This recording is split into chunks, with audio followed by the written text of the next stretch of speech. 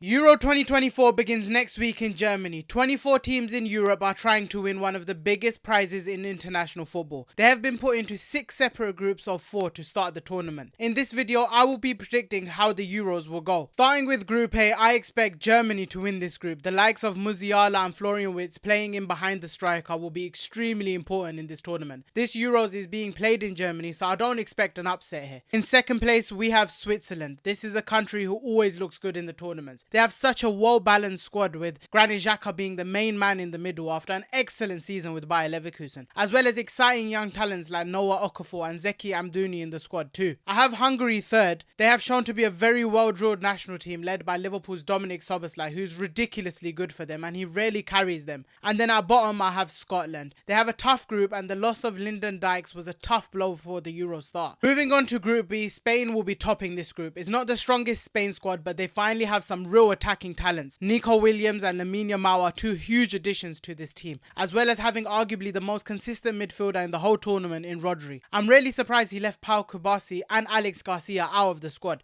I definitely do not agree with that decision. Going into second place, I'm going with Italy. They have one of the best defense and midfield balances in this tournament. The likes of Bastoni, the likes of Buongiorno, Di Marco, these are top defenders, but they are let down with the lack of attacking talent in this team. They do have Scamacca, but the wingers are just so weak and Chiesa is not that same player they had previously. Moving on to third, I'm going with Croatia. This is a team that always turns up in these tournaments. They don't have all of the greatest players in every single position, but what they do have is a team unit, and the likes of Gvardiol, Modric, Kovacic, Brozovic, these types of players really pick up for them in these tournaments. And then in last place, I'm going with Albania. They're a half decent team, but I just don't see them causing any damage, even though they have Broja up front. The winner in Group C will of course be England. I have huge expectations for the England team with the abundance of talent they have. Some of these players have been the best in the world in their positions. The likes of Bellingham, Kane, Foden, Trent Alexander-Arnold and even Declan Rice. I have some huge expectations for this England team and I really want them to win this tournament. And then in second place, I'm going with Denmark. They always do well in national tournaments and I feel like this team is really well balanced. They have the experience of Eriksen, Schmeichel, and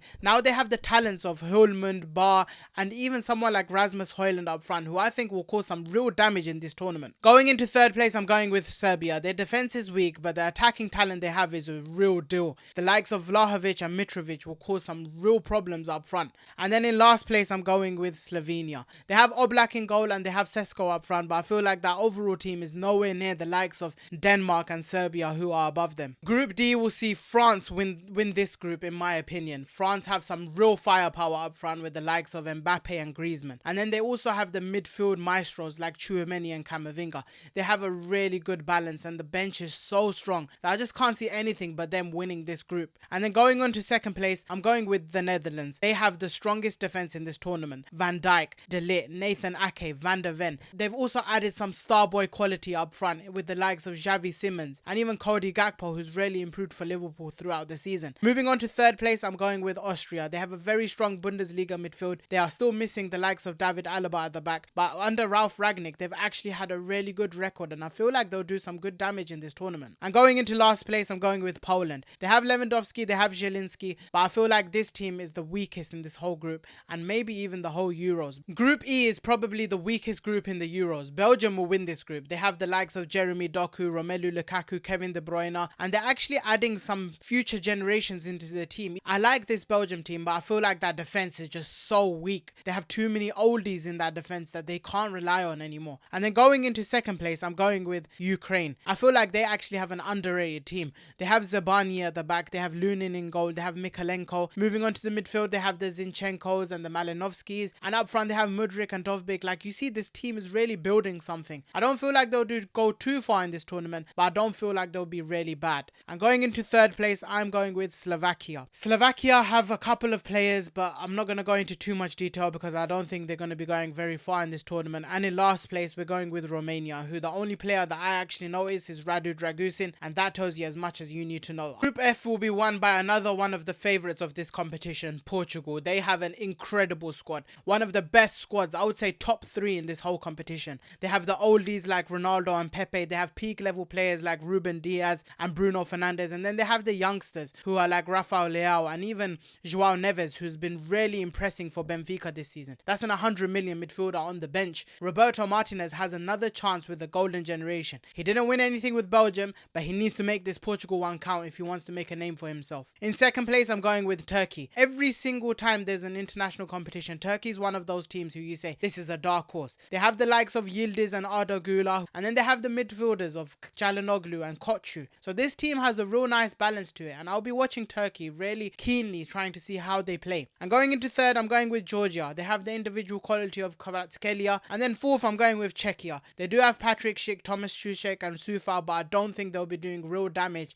in this tournament. Of course, there's going to be 4 teams who will go through for being the best third place teams. These teams for me will be Croatia, that's number 1. Then we have Serbia, that's number 2. Then we have Hungary, that's number 3. And fourth is going to be Austria. I feel like these teams have more firepower than Slovakia and Georgia. They'll be able to pick up more points, and that's why they'll be the best third place teams. Next, we move on to the round of 16, and the first game we have is Spain versus Hungary. This is actually a very tough game for Spain because Hungary are a very physical team. But Spain should have enough control in the midfield with the likes of Rodri and Pedri, who have rarely impressed in these preseason friendlies. It feels like they're going to be really good going into this Euro tournament. And then they have Yamal and Williams on the wing, and Lamine Yamal is going to be the one player to watch in this tournament. This is the tournament he can really make a name for himself, especially for this Spain team. The second game we have is Germany versus Denmark. This is a very juicy fixture because this could go either way. Højlund will be a handful for that Germany defense, which does not have Hummels in it, so he can definitely cause some damage. But Florian Wirtz and Jamal Musiala should be able to find gaps in between that Denmark midfield and defense, as well as Kai Havertz's movement up front causing Christensen and Anderson problems. I'm going to give this Germany's way. Moving on to the next game, Serbia are a very good team with the likes of Vlahovic and Mitrovic causing problems in the air. I saw Inacio and Ruben Diaz have issues with movements in behind them, and they can definitely cause some issues to this Portugal defense. But overall, I feel like this Portugal squad in general is just going to be strong. The pace and power of Rafael Leao, Diogo Jota and Bruno Fernandes is just going to cause them too many problems for them. Moving on to the next one, we have the Netherlands versus Ukraine. Now, the defense of Netherlands, I don't think will be beaten very easily. Ukraine have a well-balanced squad. I like it. I feel like they'll play some nice football, but overall, Netherlands should definitely be seeing Ukraine go out of the competition. Next up is Belgium versus Croatia. This one might surprise you, but Croatia are a very strong unit as a team, and I don't think Belgium have that exact same unit.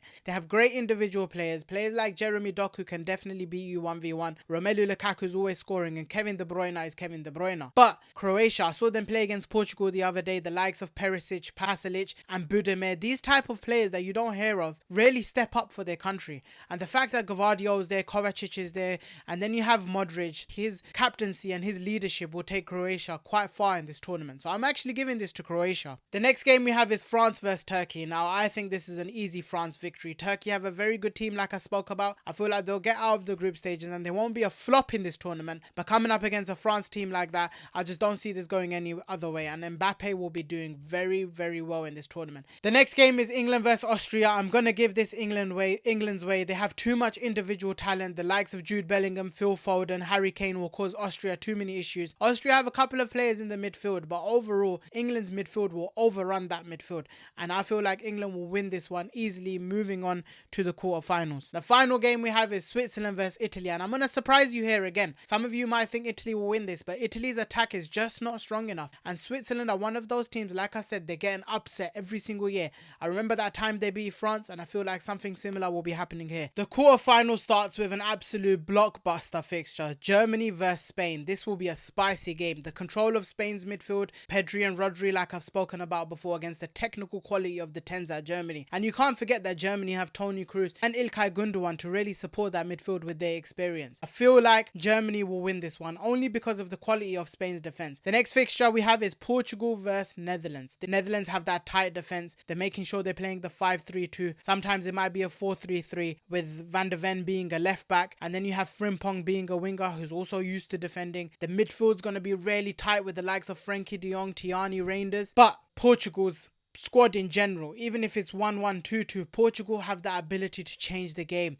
They have game changers on the bench. Can you imagine Pedro Neto against weakened legs? Can you imagine Rafael Leao against weakened legs? I just can't see past Portugal not beating the Netherlands here. The next game we have is France versus Croatia. The veterans of Croatia are always trying to make an upset happen, but I don't see one happening here. I know they have that midfield control. The players are always close to each other, so the passing lanes are always open and they're not afraid to play the risky pass. The only issue is if you play that risky pass against France and they have ground eaters like Tchouaméni, like Camavinga, like Kante, they'll win the ball back fast. And then you have Griezmann, Mbappe, Dembele all on the break, and it's really hard to stop them once they're going. So I'm giving this one to France. The last game we have is England versus Switzerland. I said Switzerland love an upset, but I don't see an upset happening here. I'm giving it to England. Germany versus Portugal is the first semi-final, and this is where it gets real deep. This is where you really want your experienced players to show up. This is two heavyweights going at it against each other. Let's talk about the experienced players. Portugal have Ronaldo, Bernardo Silva and Ruben Dias, who have seen it all.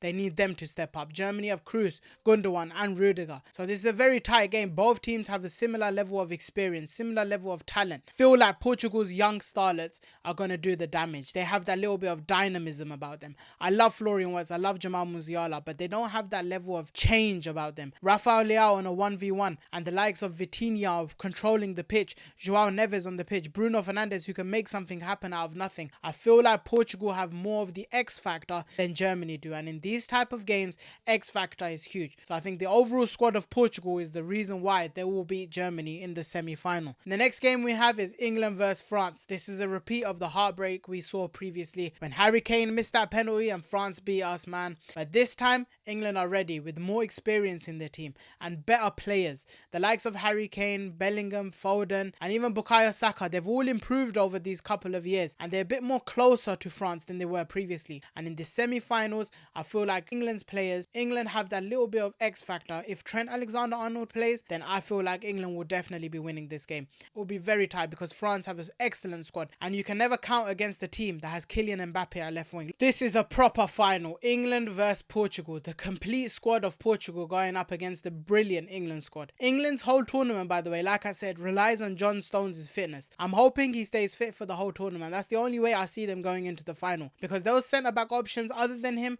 are a big problem. But I feel like this time it's coming home. So I'm giving England the victory here because Bukayo Saka and Bellingham will do very well on the outside with Foden in the inside. And Portugal, like I saw them the other day, there was a gap between the defence and the midfield.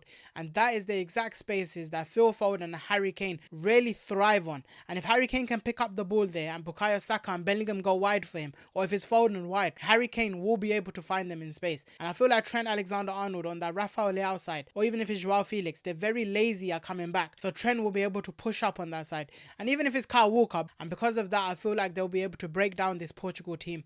I'm giving it to England, and that's how the Euros will end. So I hope you enjoyed my predictions for the Euros. Don't forget to like, comment down below who you think will win the Euros and whether you agree with my predictions, and subscribe for more. Hit the notification bell so you know whenever I upload, and peace.